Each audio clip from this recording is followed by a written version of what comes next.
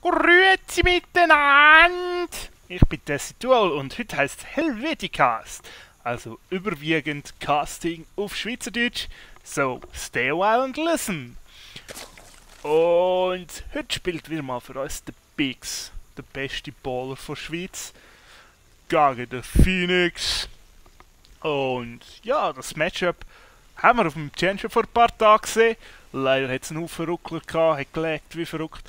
Ich hoffe, heute ist das ein bisschen besser. Ich habe da schon einen kleinen Lag gesehen. Aber ich hoffe, das sind vereinzelte Einzelfälle. Einzelfälle sind immer vereinzelt. Und wir hoffen, dass das Spiel mindestens so spannend wird wie das letzte. Zwischen den beiden Gegnern, vielleicht erinnert euch, und der Big scoutet hier genau an den richtigen Ort. Rechts über. So, jetzt hat man so eine Situation wie auf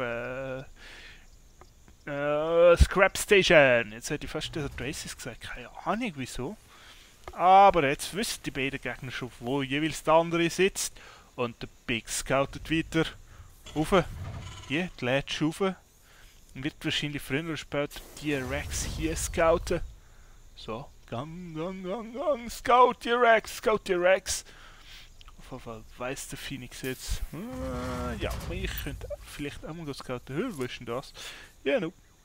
Big extrem fast. Und da unten macht das SCV genau in dem Moment die Cheese Rex. So, dass der Bix die gut sehen kann. Weiss, aha. Der Dings ist so ein Baller, der Phoenix. Tut sogar den Waypunkt noch im Tee setzen von der Rex. Dass der Bix, falls er durch irgendein Wunder sehen könnte, dass der Wegpunkt dort steht, nicht mal unbedingt auf Cheese tippen würde. Und hier sind auch ein Probes, Drones, nicht Probes, unterwegs. High Five! SCV. Und ja, wenn man das so sieht, könnte man auf die Idee kommen, dass der Phoenix hier wieder Early Pressure machen mit ein paar Bunker. Und hier kommt es zu einem kurzen Kampf zwischen der Drone und dem SCV. SCV flüchtet wieder aus der Basis. Sieht, der Brutschleimpool ist noch nicht fertig. Der Bix ist auf Hedge for Pool gegangen. Und hier kommt ein weiteres SCV und nochmal ein SCV und Marine. Und es könnte gerade ein meist Bunker geben. Aber der Bix kommt jetzt mit eine halbe Bataillon von den Horde Drones aus seiner Basis raus und vertreibt den ersten Angriff. Aber da sind weitere Marines unterwegs. Ein neuer Versuch vom Bix, vom Phoenix, nicht vom Bix. Wieso endet die beiden mit X? Und der Bix greift mit den Drones an. Der Bunker ist zu 50% dran. Da kommen Zerglings, der zweite Bunker geht down. Der dritte Bunker, nein, es lange nicht. Das SCV hier wird möglicherweise down gehen. Das SCV geht down, das zweite SCV geht down. Da oben machen Drones, verschieben den Phoenix. Wahrscheinlich gerade und ziehen sich rechtzeitig zurück in dem Moment, wo das SCV gekillt worden ist. Und der Bunker müssen gecancelt werden. Das Pinecrawler geht runter. Und die Zerglings sind jetzt auf ihrem Weg quer durch die Map. Und der Phoenix ist on the run. Verschiebt all seine Kasernen, um hier einen Wall-Off zu machen. Und mit seinen verbliebenen Marines. Und kommen zum Direktduell gegen die Zerglings vom Bix. Aber der Bix muss sich zurückziehen. Hat noch kein Speed. Und das sind einfach zu viele Marines für Zerglings ohne Speed. Und weitere Barracks auf dem Weg. Und wir schauen mal Production Tab. Einfach Drones für den Bix. Drones makes the world go round for so, yeah baby. Und das Pinecrawler steht schön umgesetzt, dass er auch die Ramp verteidigt. Und das Gas ist da. Und sobald 100 Gas da sind, wird der Bix wohl anfangen, den Metabolismus-Schub besser kann als Daggling Speeds erforschen. Ich soll meinen Satz nicht zwischendrin aufheben, aber ich bin so aufgeregt über den spannenden Kampf zwischen dem Destructible Rock und den Zergling. Und wer wird den wohl gewinnen? Es sieht knapp aus, es könnte so sein, dass der Rock Zerglings könnte vernichten, aber Zerglings machen einen guten Kampf, greift immer mit ihren kleinen Fühler oder was auch immer das für Dinge sind.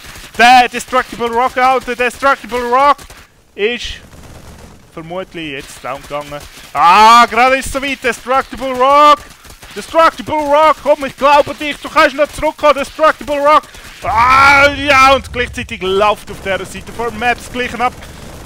Und es sieht für den Destructible Rock nicht viel besser aus als für den da unten. Aber der Biggs hat sich so auf jeden Fall mal Platz geschaffen, um zu expandieren, sobald er das für richtig erachtet. Beziehungsweise sobald er mal 300 Minerals vorig hat, wo er nicht für irgendetwas braucht. Und wir sehen, Speed ist unterwegs, Metabolismus-Schub ist da. Und Dings nutzt die Zeit, wo die Marines abgelenkt sind, durch den Kampf gegen den Destructible Rock, um hier ein bisschen zu harassen, um allenfalls ein Tech-Lab zu killen. Aber der Phoenix erforscht jetzt das Impact und das Kampfschild. Und ja, probiert so viele SCV zu machen wie möglich. Wenn wir kurz aufs Income-Tab schauen, sehen wir, der Biggs ist weit voraus. Kurz mal nicht harassed und der hammert einfach 1 Million Drones raus. Verschiebt jetzt in den Beincrawler für eine kleine offensivere Position. Und das Production Tab könnt ihr wieder aufmachen. Und was sehen wir da? Was sehen wir da Schönes? Ein Banelingsnest! Baneling! Yeah! Das könnte ein Baneling-Bust geben. Und das Wall-In sieht zwar recht stabil aus at terms of Bronze League Player, wenn ich einer bin. Aber gegen Biggs wird das nicht lang zum Baneling Bust killen. Biggs hätte selber am SESF Tournament, also am Qualifikationsturnier für die Schweizer Nationalmannschaft zeigt, wie viel Respekt er vor dem Baneling Bust hat.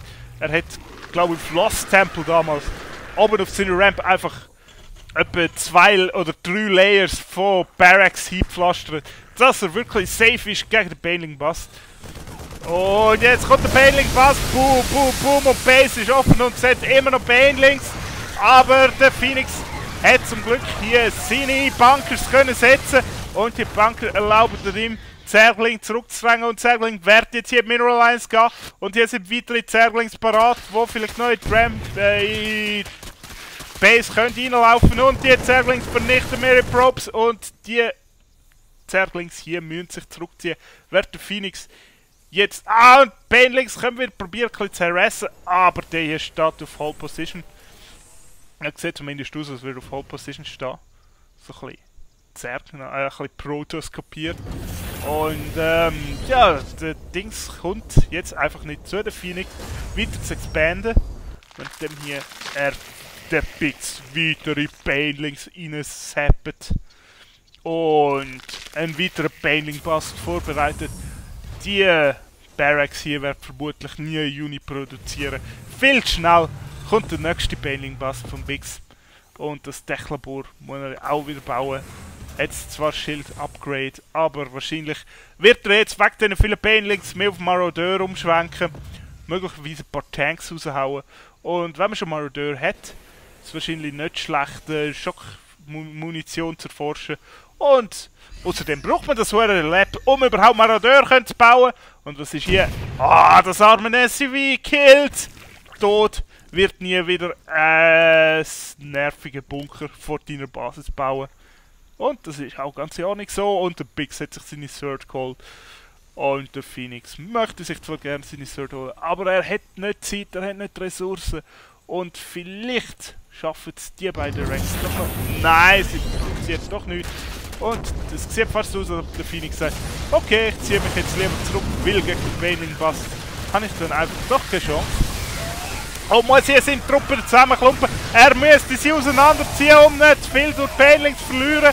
Aber Banelings vernichtet wirklich alles und bumm. Und der eine Marauder ist fast... Und die paar SCVs ist wirklich alles, was von dem Baneling Bust noch übrig ist. Eine schlechte Idee vom Phoenix, seine Truppengebäude aufzulassen. Weil jetzt hat er Zergling in seiner Basis und die Zergling können nicht mal aus seiner Basis raus. Nicht mal, wenn sie möchten, kann er sie vertreiben. Und hier ist anscheinend noch ein weiterer Baneling explodiert. Aber gleichzeitig heißt das auch keine Verstärkung für den Biggs im Moment. Aber es sieht nicht so aus, als ob er grosse Verstärkung braucht. Weil der Phoenix hat einfach viel zu wenig Truppe in seiner Basis. Hier geht der Will ein Drop down. Aber der Drop sieht nicht so aus, als würde er lange überleben. Hier kommt Baneling, so boom, boom. Boom! Und der eine Marauder ist fast... Und die paar SCVs ist wirklich alles, was von dem Baneling Bust noch übrig ist. Eine schlechte Idee vom Phoenix, seine Truppengebäude aufzulassen. Weil jetzt hat er Zergling in seiner Basis und die Zergling können nicht mal aus seiner Basis raus. Nicht mal, wenn sie möchten, kann er sie vertreiben. Und hier ist anscheinend noch ein weiterer Baneling explodiert. Aber es sieht nicht so aus, als ob er grosse Verstärkung braucht. Weil der Phoenix hat einfach viel zu wenig Truppe in seiner Basis. Hier geht der Will ein Drop down. Aber der Drop sieht nicht so aus, als würde er lange überleben. Hier kommt Baneling, so boom, boom. alles tot. Banelings sind einfach imbar. Manchmal. Und der Phoenix hat hier noch irgendwo ein paar Truppen hergeholt. Die beiden Mules kommen gar nicht zum Meinen. Und das ist jetzt zum Meinen. Wir müssen sofort Zergling wegrennen. Und hier unten haben Zergling wirklich die ganze Basis aufgeräumt. Killen hier Gebäude um Gebäude. Das hier greifen jetzt nicht mal mehr an, weil sie genau wissen, so wie das rot ist, explodiert das sowieso. Sie sind sich ein bisschen zurückgreifen wieder an. Werden gekittet, werden dem hier Banelings wieder reinkommen. Und die beiden Gebäude fast komplett vernichtet. Und der Big splittet hier seine Truppe, um auch noch die letzten SCVs zu killen. Dadurch ist der Phoenix jetzt auf seinen 100 Minerals oder nur noch 7 Minerals hängen geblieben. Probiert mit 2 SCVs zu bauen und kann im Moment sonst gar nicht bauen, weil er einfach keine Minerals hat, um irgendeine Verstärkung einzuholen. In näherer Zukunft muss er mit diesen Truppen, die er da hat, auskommen. Und das sieht nicht gut aus, weil der Bix baut jetzt auch seine Schabenhöhle und der Phoenix sagt: GG, die Schabenhöhle ist mir zu gefährlich. Gegen Schaben komme ich nicht mehr an. Und wir haben ein cooles Spiel gesehen, denke ich. Kurz, wir haben gesehen, wie mächtig der Baneling-Bast ist. Und ja, wenn man so ein Spiel sehen, muss man sagen, also so imbar stark sind die Iraner wirklich nicht. Wobei ich das Gefühl habe, die Debatte hat sich schon lange in Wohlgefallen aufgelöst. Und ja, die stehen jetzt zwar in heroischer Pose, die Medivacs, aber viel mehr als die Marines aufnehmen und sich einen neuen Planet suchen, können auch die nicht mehr. Und in dem Sinn sage ich auch GG. Weiter ist Spinecrawlers, vermutlich, damit nicht wieder ein Drop kommt. Und hoffe ich sehe bald wieder bei mir, wenn es heißt Helveticast. SC2O ist out. Ciao zusammen.